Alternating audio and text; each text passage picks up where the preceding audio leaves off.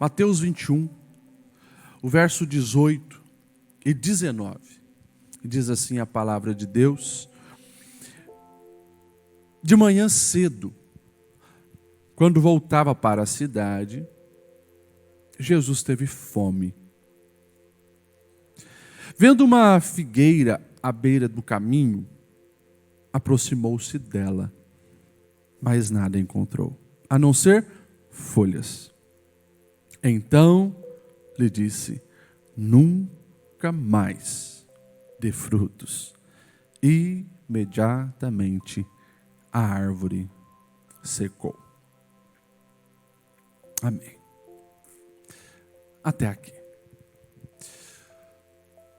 Quando nós falamos de escravidões modernas, certamente nós vamos falar de alguns assuntos que são latentes nos nossos dias, e hoje eu quero enfatizar na questão do viver de aparência. Nos nossos dias nós temos algumas coisas muito curiosas. A área do empreendedorismo, inovação, cada dia revela mais que o mundo gosta de viver de aparência e incentivar as pessoas a viverem de aparência. Hoje existe um mercado, não sei se você sabe, mas aonde você pode alugar iPhone por um dia. Você quer ir numa festa, você quer colocar o seu celular em cima da mesa, mas você não quer colocar o seu celular da China. Então você pode alugar por um dia um iPhone 13. Você faz foto, você coloca em cima da mesa, todo mundo admira o teu celular de última geração e você encontra o seu reconhecimento nas pessoas. Eu não sei se você sabe, hoje existe um mercado que está crescendo para alugar roupas, não para alguém ir no evento, num casamento, mas apenas aluguel de roupa para fazer foto, para colocar nas redes sociais. A pessoa vai, aluga as roupas, faz as fotos e deixa a roupa lá. Eu não sei se você sabe que esse mercado também já chegou na hotelaria. Você pode não mais estar num hotel para dormir, repousar e desfrutar das dependências daquele hotel. Você aluga por meia hora para você fazer uma foto. Você vai lá do lado da piscina, faz uma foto. Você deita na cama, faz uma foto. Você vai no restaurante, faz uma foto para postar nas redes sociais. E esse é o mundo que a gente vai vivendo. E claro, o mundo do aparentar. E como as redes sociais potencializaram isso, né? De vez em quando eu encontro um jovem que chega preocupado diante de mim: pastor, olha que susto que eu levei no encontro pessoal. Porque não tem nada a ver com a realidade da internet. Os filtros lá realmente fazem um trabalho espetacular, né? Mas pessoalmente é outra verdade. De vez em quando, nós pastores nos assustamos, porque alguém chega no nosso escritório, um casal, dizendo: vamos nos separar, pastor. Não tem mais jeito. E a gente leva um susto, por quê? 3, 4 dias anteriores, as fotos das redes sociais eram maravilhosas. Como eu te amo. Como é bom estar contigo. As declarações mais mirabolantes possíveis. E de repente estou ali, diante da gente. 3 dias depois, querendo separar, dá um nó às vezes na cabeça do pastor. Mas a gente entende. O que de fato está acontecendo é isso. Cada vez mais, o mundo potencializando o viver de aparência. E claro, o nosso adversário gosta disso, porque essa é uma escravidão que compromete a essência, escraviza a pessoa a viver de acordo com a expectativa dos outros sobre ela, consequentemente, para ela nutrir esse aparentar, talvez inconscientemente o tempo todo está negando a sua essência, negando aquilo que Deus projetou para ela ser. E assim o mundo vai, o mundo continua. E é claro que nós sabemos que não é algo de agora. Como eu falei, pode ser que a internet potencializou a evidência, mas a essência humana sempre buscou esta realidade. E pastor Lediel, por que escolher esse texto? Um texto um tanto curioso, um texto onde Jesus parece muito ríspido, Jesus parece alguém estranho, no mínimo estranho, porque ele amaldiçoou uma figueira e a figueira seca. Interessante que Marcos, quando está falando dessa história também, lá no capítulo 11, ele vai dizer que não era tempo de figos. Espera aí. Não era tempo de figos, Jesus vai lá pegar um figo na figueira, mas se não é tempo não vai ter, e daí por não ter ele amaldiçoa. Jesus devia estar com muita fome e usou então o seu poder divino para fazer isso? Não. Jesus queria deixar uma lição para os seus discípulos e, claro, consequentemente, para cada um de nós. A questão da figueira é muito simples.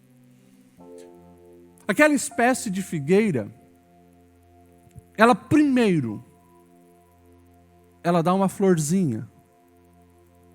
Depois, começa a nascer os figos. Quando eu estava lá, uma vez que eu fui em Israel, o nosso guia, ele pegou e mostrou, ó, vocês estão vendo isso aqui? É chamado de pigui. Se eu não estou enganado, era assim que se falava. Quando os figuinhos vão surgindo, só depois, quando eles já estão com um certo tamanho, é que vêm as folhas. E ele explicou. Consequentemente, aqui nessa região, aonde você ver uma figueira com folha, você pode ter certeza absoluta, lá vai ter o fruto. Justamente pelo fato, primeiro vem o fruto e depois vem a folha. Mas essa figueira era diferente. Jesus estava com fome, Jesus queria um figo, mas chega lá, aquela figueira não tem figo, só tem folhas.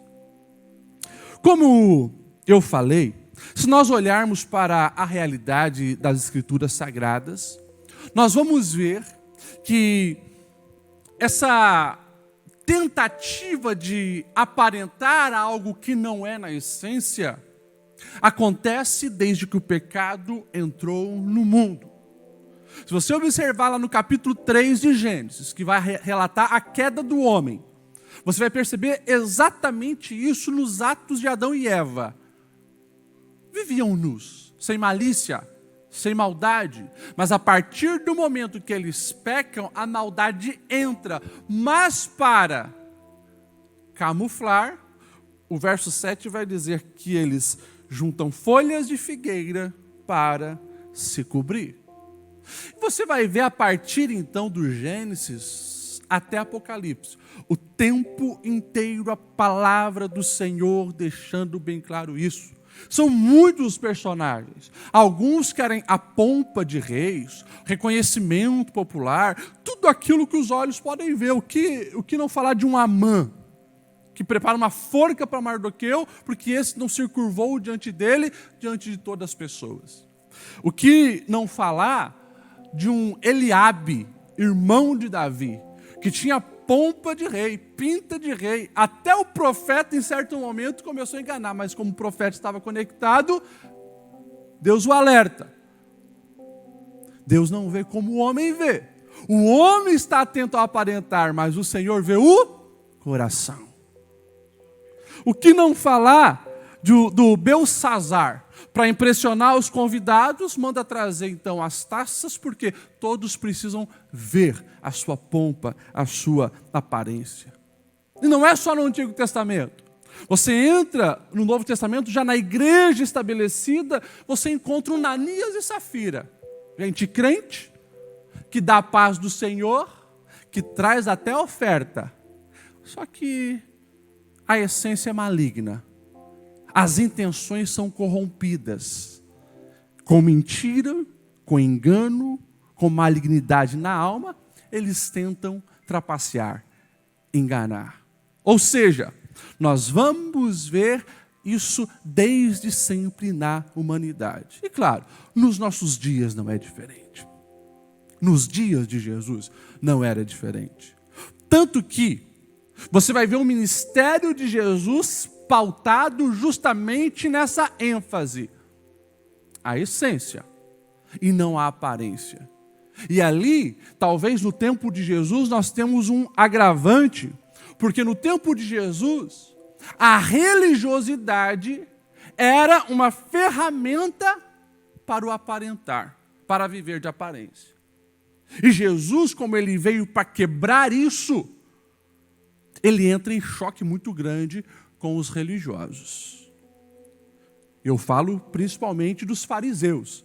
Hoje, se eu pergunto para você, fariseu, coisa boa ou coisa ruim?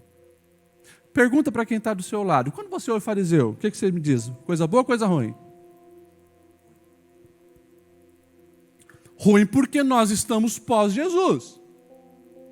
Se eu perguntasse para alguém dos tempos de Jesus, ele ia dizer, top, os caras. Esse era o movimento de avivamento no período interbíblico. Lembro você. Se você pegar o livro de Daniel, capítulo 1, vem Nabucodonosor, ele destrói a Jerusalém, leva os judeus cativos para a Babilônia, não tem mais templo, porque daí ele destrói o templo também, o lugar de encontro, então começa a surgir o quê? Sinagogas. Os judeus estão ali agora reunidos em sinagoga. E todos os judeus eles têm uma compreensão, de acordo com as próprias profecias e os profetas que estão registrados aqui. Nós estamos sendo levados para o cativeiro, por quê?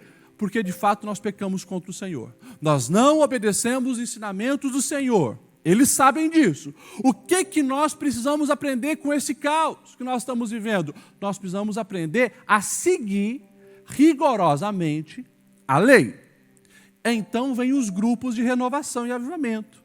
Principalmente os fariseus. Pessoas que se levantam no meio do povo no cativeiro babilônico dizendo, nós vamos levar isso aqui a sério.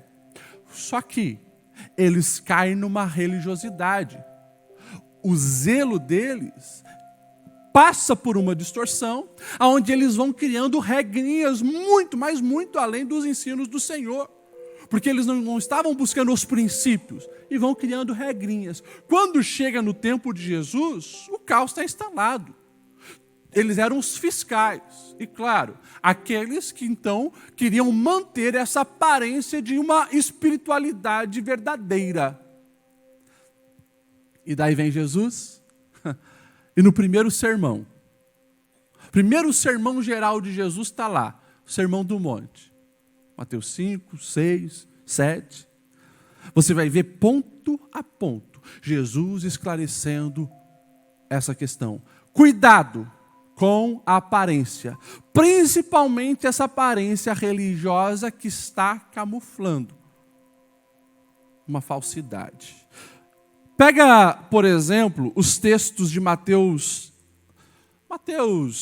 6 ali. Você vai ver o Senhor falando a respeito da ação social. Você vai ver Jesus dizendo assim no sermão, tenham cuidado de não praticar as suas obras de justiça diante dos outros para serem vistos por eles. Olha só, a aparência, era o que os fariseus faziam. Se fizerem isso, vocês não terão nenhuma recompensa do Pai Celestial. Quando derem esmola, não anunciem com trombeta como os fazem os hipócritas na sinagoga e nas ruas, a fim de serem honrados pelos outros. Eu lhes garanto que eles já receberam a sua recompensa. Quando vocês derem esmola, que a sua mão esquerda não saiba o que está fazendo a direita. O seu Pai, que vem em secreto, vai te recompensar. Ou seja, algo bom, a generosidade para o auxílio social estava já sendo usada agora para camuflar uma aparência de religiosidade. Jesus vai falar sobre a oração. Versos 5 e 6 de Mateus 6. Quando vocês orarem, não seja como os hipócritas. Eles gostam de ficar orando em pé nas sinagogas, nas esquinas, a fim de serem vistos pelos outros. Eu lhes asseguro, eles já receberam a recompensa. Quando vocês orarem, vão para o quarto, fecha a porta, e o seu pai que está em secreto vai ver vocês. E a respeito do jejum, eles literalmente faziam uma cara de doente, de coitado. Eles se descabelavam. Eles deixavam as roupas toda torta. As pessoas chegavam, nossa, mas você está tão pálido. O que está acontecendo? Você está... Não, eu estou num jejum de 3 dias, de 4 dias. Para quê? Para receberem o reconhecimento. E a religiosidade deles era uma religiosidade falsa, barata, que não os religavam a Deus, mas era apenas buscando um status sociais no contexto onde eles viviam. Porque os homens, eles não conseguem ver a essência do coração na maioria das vezes. Eles conseguem ver a aparência. E nesse mundo de aparência, nesse mundo onde eu posso chamar de o jogo das folhas, está lá. A figueira com as folhas. Mas quando se vai procurar os frutos, você não encontra. É por isso que Jesus, ele vai bater tão direto o tempo todo e tão de frente com os fariseus. Se você pegar Mateus 23, você vai ver Jesus dizendo assim à multidão e aos discípulos dele: os mestres da lei, os fariseus, se assentam na cadeira de Moisés, obedeçam-lhe e até façam o que eles dizem, mas não façam o que eles fazem, pois não praticam o que pregam.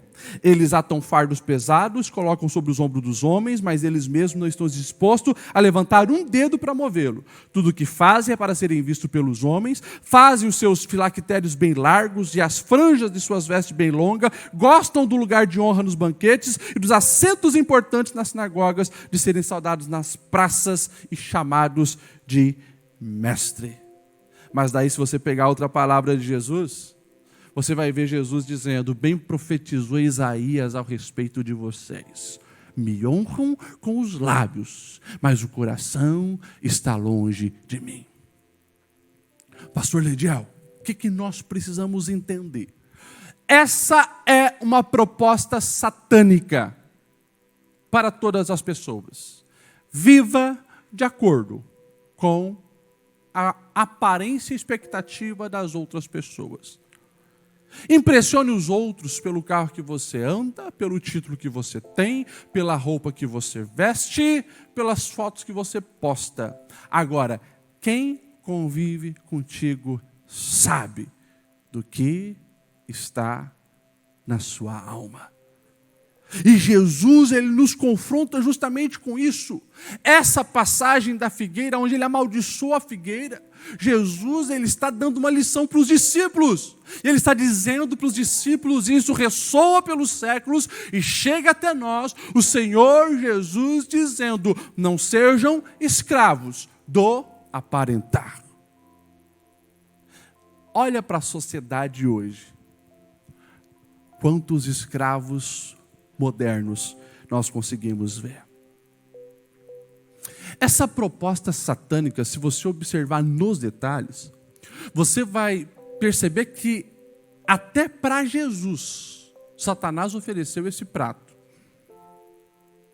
Se você pega a tentação de Jesus, você vai ver exatamente isso acontecendo. Você vai ver a proposta inicial de Satanás é que Jesus, ele prove que é o Filho de Deus, ou busque o seu reconhecimento no que ele pode fazer, transforma pedras em pães, nas riquezas, ou seja, eu te darei tudo, ou justamente na expectativa das outras pessoas, Jesus. Porque diz assim: e Satanás levou Jesus ao ponto mais alto do pináculo do templo, aonde? Jerusalém, e propôs: joga-te daqui para baixo, está escrito que aos anjos dará ordens para que venham e te salve, e nenhum mal te aconteça. Imagine Jesus, Jerusalém lotado, Você cai lá do pináculo, mas de repente, antes de chegar no chão, vem os anjos e te salvam. Todos vão aplaudir e você vai ser reconhecido como alguma coisa. Construa a tua identidade nesse showzinho para ganhar likes, curtidas e aplausos. E Jesus teve que se posicionar.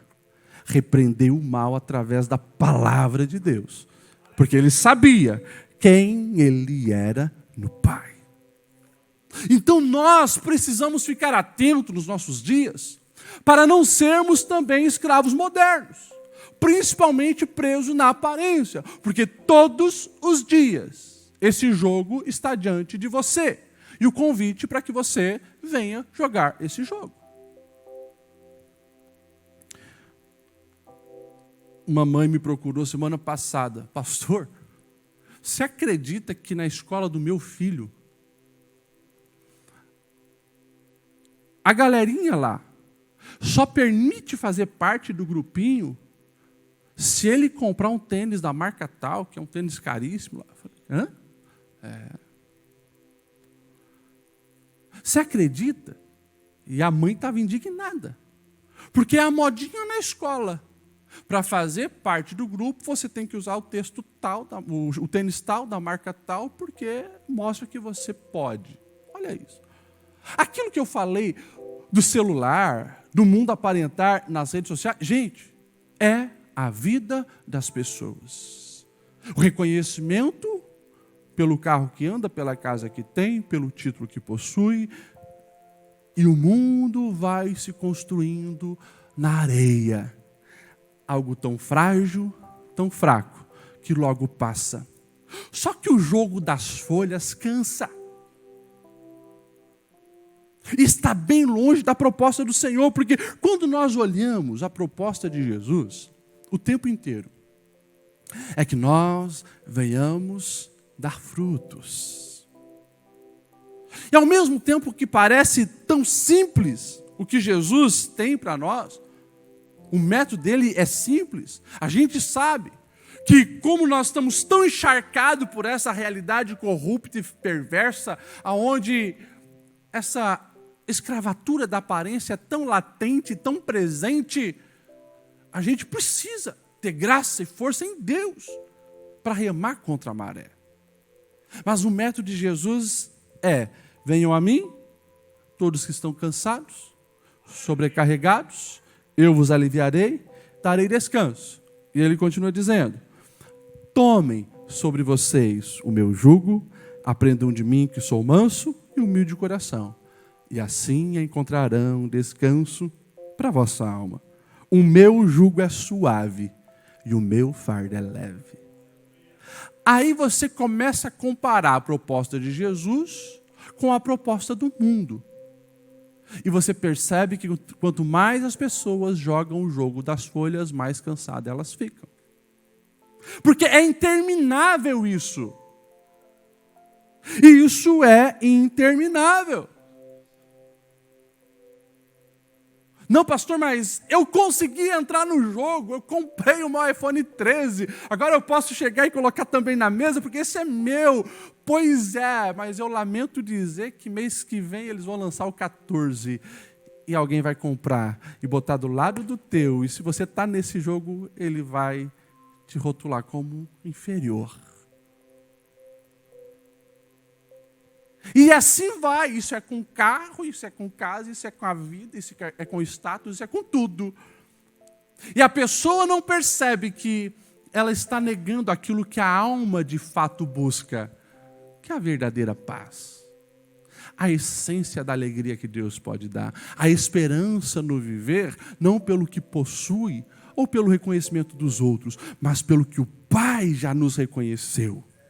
É filho amado, é restaurado, os pecados estão perdoados, o nome está escrito no livro da vida. Isso deveria saciar a nossa alma e, claro, nos fazer de fato viver uma vida autêntica frutificando.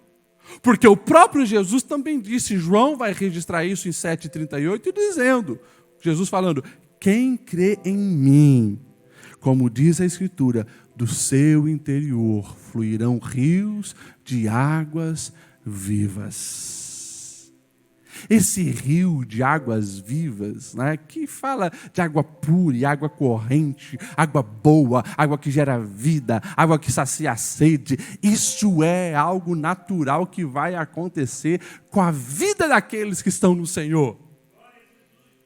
E Jesus está falando exatamente disso. É um processo natural, não é forçado, mas acontece na vida. É na casa, é no trabalho, é na escola, é na rua, é na vizinhança, porque é algo que está em você. Não é essa religiosidade para inglês ver, ou para pastor ver, ou para eu ganhar um cargo, ou para eu ser visto na igreja como um crente top, uma crente top. Não, é a naturalidade que o Espírito Santo vai gerando em nós. Porque onde Ele está, ali há frutificação. É uma consequência lógica. É fruto do Espírito. O Espírito está e vai gerar a alegria, a paz, a bondade, a longanimidade, o domínio próprio, a mansidão e assim por diante. Vem e flui, porque há uma conexão. Isso não é novo no Antigo Testamento. Se você for lá no Novo Testamento, se você for lá no Antigo, isso já está claro. Está no Novo e está no Antigo. O Salmo 1, que é um dos mais conhecidos, você vai ver justamente isso. Bem-aventurado, ou seja, feliz, abençoado, o homem que não se detém no caminho dos pecadores, não se assenta na roda dos escarnecedores, antes o seu prazer está na lei do Senhor e na sua lei medita de dia e de noite. Daí vai falar assim, é como árvore plantada junto às correntes de água. No devido tempo dá o seu fruto. Olha só, de novo falando de frutificação. No devido tempo dá o seu fruto. Essa folhagem não murcha, tudo quanto ele faz é bem sucedido. E daí vai falar dos ímpios. Não são assim os ímpios. Eles são como a palha que o vento dispersa. Mas perguntas precisam ser respondidas todos os dias para ver se a nossa vida se encaixa aqui, aonde nós estamos plantados. Ou seja, falar de raiz, está nos comparando com árvore. Aonde nós estamos plantados? Qual seiva está vindo? Aonde você tem nutrido a sua alma?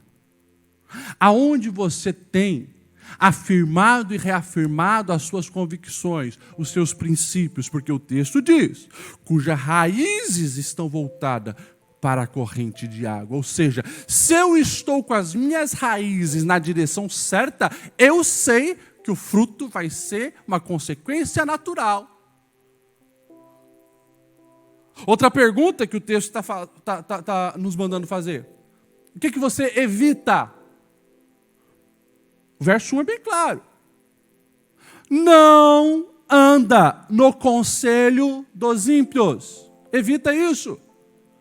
Evita as direções que o mundo dá para você. Que pessoas que não temem ao Senhor estão dizendo, não, faz isso, faz assado. Evita. Depois vai dizer, evita também o caminho dos pecadores. Conselhos dos ímpios. Caminho dos pecadores. O que é caminho dos pecadores? É os convites para o pecado. Eles estão nessa rota. É tão natural. A rota da imoralidade, a rota do vício, a rota da mentira, a rota da ganância, essas rotas do pecado. Evita, não anda. Consequentemente, ele também vai dizer, e não se assenta na roda dos escarnecedores. O que é escarnecedores? Zombam do que é justo, ridicularizam o que é correto, fazem piada do sagrado. Você começa a perceber por quê? Tem muita gente que dá a paz do Senhor, diz que é crente, mas não evita isso. Pelo contrário, ama a roda dos escarnecedores. Pastor, você está falando do bar, onde se senta lá e começa as piadinhas sujas? Também, mas dos bares virtuais. Das imoralidades digitais, das mentiras digitais, dos enganos digitais, que não deixam de ser. Talvez nunca houve um tempo onde era tão fácil estar numa roda de escarnecedores. Só que agora eles estão ali atrás de uma tela, zombando do sagrado. E os comentários você vê muito claro o que se fala. Só que Deus vê o coração. E a necessidade urgente de nós entendermos essa realidade. E eu preciso responder essa pergunta: o que eu estou evitando? Porque o que eu evito é o que eu não quero para mim. E claro, o que eu estou praticando? Porque o texto também vai dizer aqui no Salmo 1, antes, ele evita um monte de coisa, mas antes, o seu prazer está na lei do Senhor. Na lei medita dia e noite. Pastor, está falando de um cara que fica trancado no quarto lendo a Bíblia todo dia? Não. Está falando de alguém que se alimenta disso aqui, que o dia inteiro está pensando nisso. Que quando tem um problema na família, no trabalho, ele busca a orientação da palavra. Dia e noite, aonde acontece a sua vida, porque as coisas acontecem ou é de dia ou é de noite, ele tem a palavra como primazia. Antes, seu prazer está na lei do Senhor e medita dia e noite. E daí você olha para Jesus, vencendo as tentações pela palavra. Você vê 1000 anos antes, o Salmo 1 dizendo: dá fruto aquele que está na palavra. E daí lá na frente, em João 15, você vai ver Jesus falando dessa questão de frutificação, e ele é bem claro: quem está conectado em mim vai dar fruto. Isso glorifica o meu Pai. Agora, quem diz que está em mim não dá fruto é cortado, lançado fora, porque daí mostra que a sua essência está bem longe. Que nós possamos, meus irmãos, nesse mundão doido que a gente vive, com tanta folha, com tanto discurso, com tanto achismo, que nós possamos ficar com a essência. Quando Jesus procurar fruto em nós, que Ele possa encontrar. Que a gente não venha escolher o caminho de uma vida dupla, uma vida falsa, uma vida de aparência, uma vida onde quem bota o olho pensa você ser o maior crente de todos, mas quem conhece a realidade da vida sabe o quão perverso é o teu coração. Que você não venha entrar no jogo das folhas, porque Deus vê a essência da nossa alma. Nós cantávamos aqui a primeira canção, que eu até falei para o Juan, tirou lá do fundo do baú, mais de 20 anos. E daí uma frase dessa canção diz assim, que a Ana cantou, né? As feridas que ninguém vê, lá no finalzinho. É isso. Que a gente esconde. E aquilo ali eu camuflo com os meus sorrisos. E daí eu me lembrei da história de Naamã. Porque lá em 2 Reis, capítulo 5, você vai ver justamente isso. O texto diz assim, Naamã, general da Síria, através da sua liderança, muitas vitórias foi conquistado. Mas daí tem uma vírgula e um porém. Porém, leproso.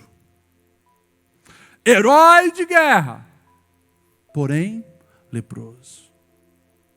É claro, aquilo ali, se a gente olhar o texto, a gente vai encontrar que era algo muito além do físico. A lepra era uma doença extremamente contagiosa. Há um mistério nessa história de Naamã, porque um leproso tem que se isolar.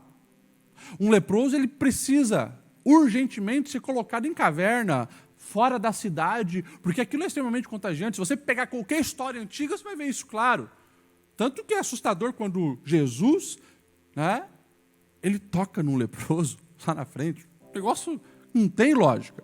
Já falei para vocês, os leprosos na antiguidade, eles tinham que chegar numa cidade gritando para avisar, para buscar algum tipo de mantimento.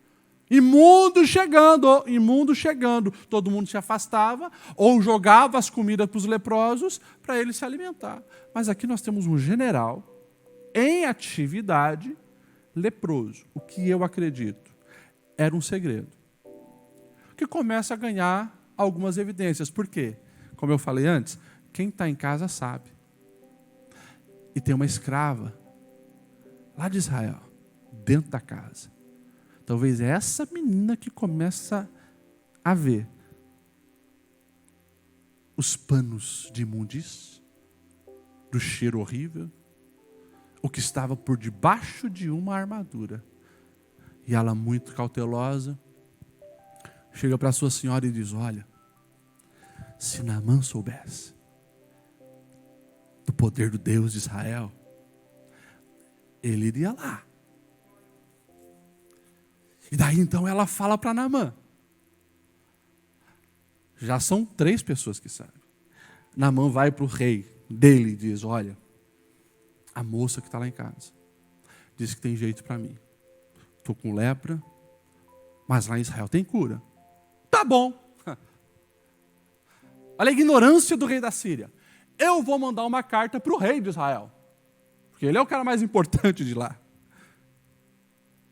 Escreve uma carta. Vai Naamã com a sua comitiva, com ouro, com prata.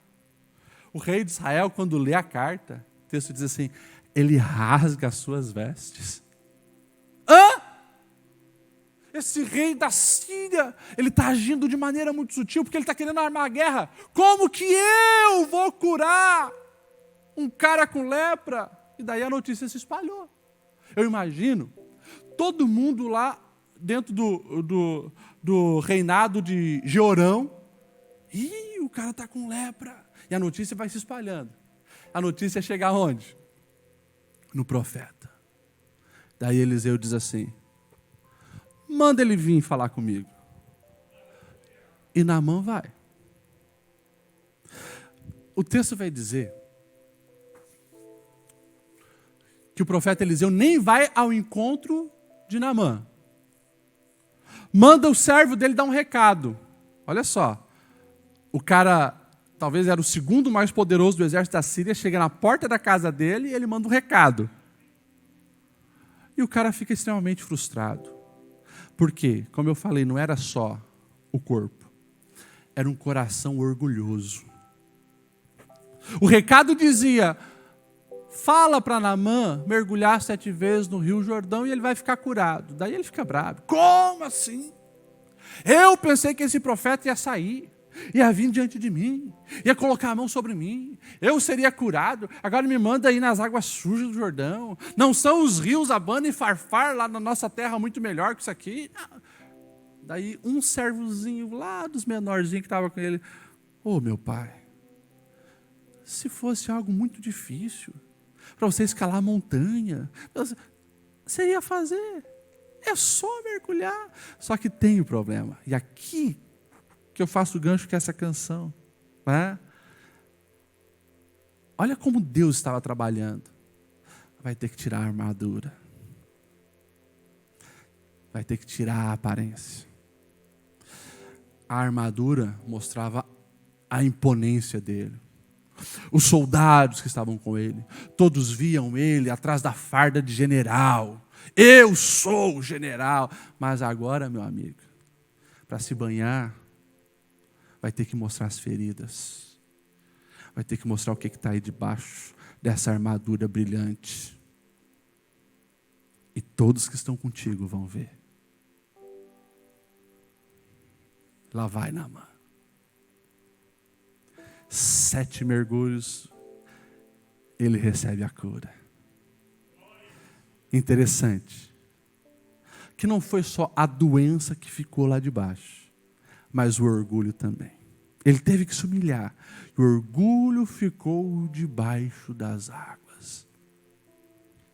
Ele sai de lá, reconhecendo que só o Deus de Israel é o Deus verdadeiro. Reconhecendo que não há outro. E ele já vai conversando com o profeta dizendo: eu quero fazer um pedido, se eu puder pegar 2 cargas dessa terra e levar para lá, para me lembrar que o Deus de Israel é o Deus verdadeiro. Eu quero pedir perdão, porque eu sendo o general, e aí fica evidente que ele é o segundo mais importante, ele diz assim: eu tenho que entrar no templo de Rinom, porque o meu rei se apoia em mim para fazer as suas orações. Eu quero pedir perdão porque eu vou ter que fazer isso. mas o meu coração já pertence ao rei de Israel. Eu tenho certeza que a vida de Naamã foi outra depois daquele momento. Mas o que isso tem a ver conosco, pastor Ledial? É isso. Tem que tirar a máscara para viver o novo de Deus. Tem que tirar a armadura. Tem que tirar aquilo que todo mundo vê, como a gente é forte, como a gente é bom. Mas muitas vezes tem uma ferida ali. E isso é folha. Esse negócio de você achar que todo mundo tem que ver só as coisas. Às vezes tem que reconhecer que você é frágil, que você é falho, que você também erra. Reconhecer os teus pecados, reconhecer a tua ignorância, reconhecer o teu orgulho. Pastor, mas eu não uso armadura. A gente usa. A gente usa a armadura do sorriso. A gente usa a armadura da espiritualidade dentro da igreja. A gente usa várias e várias armaduras. E muitas vezes tem que tirar para permitir que o Senhor cure. Mas pastor, vão descobrir que eu estava leproso. Não tem problema. Porque diante de Deus, a exposição das feridas é apenas para receber o toque curador. Mas é necessário. E a gente vê um Naamã abençoado. Um Naamã que agora conhece verdadeiramente o Senhor. Mas ele cansou de esconder e resolveu assumir que ele precisava. E ele entrou no método de Deus. O método de Deus sempre é o melhor. E o método de Deus, meus irmãos, é esse. O método de Deus é confesse, reconheça, busque ao Senhor e permita que a essência dele esteja fluindo na sua vida. Identifique o que na sua jornada tem sido folha, tem sido armadura, tem sido aparência. Escolha viver uma vida autêntica de frutos. Por quê, pastor Ledial? Porque eu acredito que a lição que Jesus queria dar para esses discípulos é: olha, o viver de aparência é temporário. Se não mudar, tem uma hora que vai vir o juízo. E daí é terrível. Se você pegar o texto que nós lemos ali, o texto vai dizer que Jesus amaldiçoou aquela figueira. E ela fica seca. Até na raiz. Isso é forte. Ou seja, quem se acostuma com essa vida do aparentar, mas não nutre a essência, não muda, não se converte, não vive a proposta do Senhor, vai ter o dia do basta.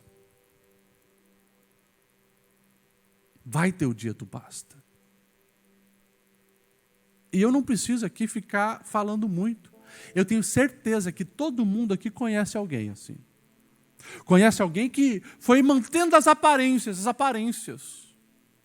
As aparências financeiras, era só melhor restaurante, tal, e de repente, o que aconteceu? O dia do basta chegou. Mantinha aquele status da família perfeita, mas não tinha essência. O que aconteceu? Daí você vai ver, já há tempo. Só folha. Não, mas aquela pessoa parecia tão crente, tão espiritual. Eu vi aquela pessoa falando línguas, eu vi aquela... Mas daí você vai ver, caiu no mundão. E tudo aquilo era aparência. Porque o que a família falava que acontecia em casa era um negócio assim assustador. Está aí. Pega nas mídias aí que você vai ver. Tá? Tinha até um João do diabo que era conhecido como João de Deus. Mas está aí. Uma hora, a casa cai. Uma hora, a justiça vem. E a justiça de Deus não falha. E é por isso, meus irmãos, que a gente não pode se tornar escravo da aparência. É remar contra a correnteza todo dia, mas é ter a certeza que nós estamos na direção certa. É ter a certeza que é possível viver uma vida autêntica no Senhor. É possível viver uma vida que agrade o Senhor. É possível viver essa vida, claro, sempre com essa visão madura, entendendo que Deus nos vê e não tem nada que a gente possa encobrir dele. Ele conhece o nosso pensamento. Como que nós ousamos querer enganar a Deus? Não dá certo. Se você pega Apocalipse 3, isso é fantástico. Você sabe que tem as cartas às igrejas da Ásia Menor. E daí você vai ver carta por carta o Senhor dizendo assim: conheço as tuas obras. Conheço as tuas obras. Vai lá em Apocalipse 3, você vai ver todas as cartas. Conheço as tuas obras. Por quê? Porque de Deus não se zomba. E é isso mesmo. Ele nos conhece. Então que nós venhamos, diante dessa verdade, reconhecer que nós somos falhos, errantes, pecadores, mas a graça dele nos restaura para viver uma vida verdadeiramente em abundância. E daí, você pode ter certeza, quando você reconhece, a graça do Senhor vem, te renova e te dá sabedoria para você construir essa vida autêntica, cheio de verdadeira e boa essência que vem do Senhor.